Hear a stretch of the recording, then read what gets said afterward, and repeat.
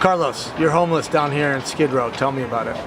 It's a terrible feeling, man. You feel like a failure. Like home is stability. If you don't have that, you have no stability. So it's what makes you as an individual. If you have nowhere to lay yourself, it kind of dehumanizes you. So yeah, you feel like, if I can say it, crap.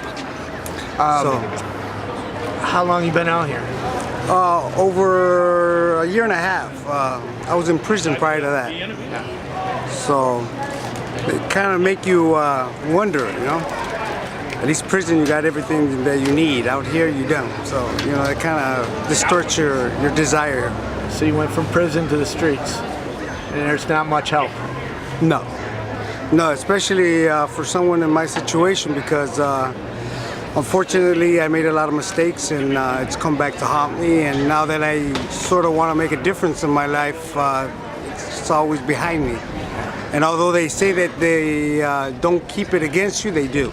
So, right. I mean, everybody deserves a second and third chance. Well, of course, we're human. We're bound to make mistakes. We're bound to make mistakes. So what are you doing to get yourself out of this situation? Well, I'm trying the SRO. You know, I'm trying to see if they can help me out with the application. I applied there, and I'm trying to see if they can make a difference. Get inside.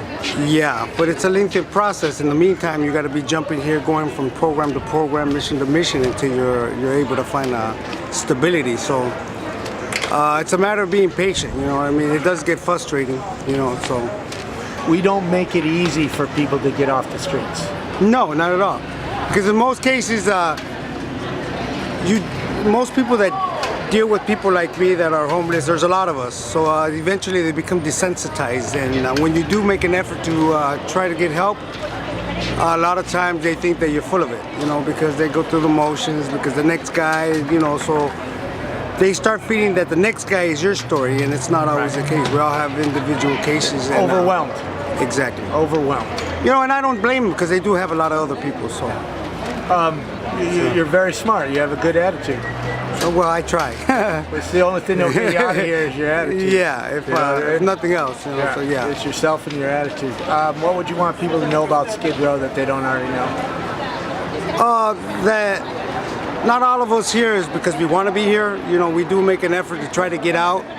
Unfortunately, it takes a while. So, in some cases, unfortunately, based on some of us not having that coping emotional capability to cope with things, so to speak, and you start finding different ways to cope with it, and unfortunately those aren't a good way, and it tends to distract you or disrupt what you're trying to do, you know what I mean, because you're always trying to seek how should I say, comfort in something. Right. Or to escape the hell.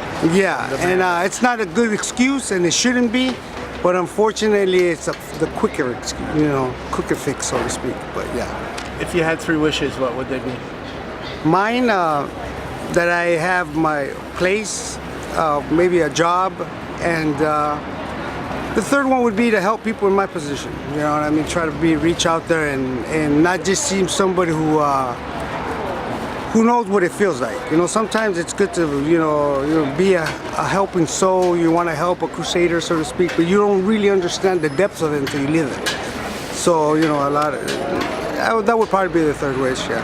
Well, thank you very much for talking. Sure. I don't see why not. If it helps. No.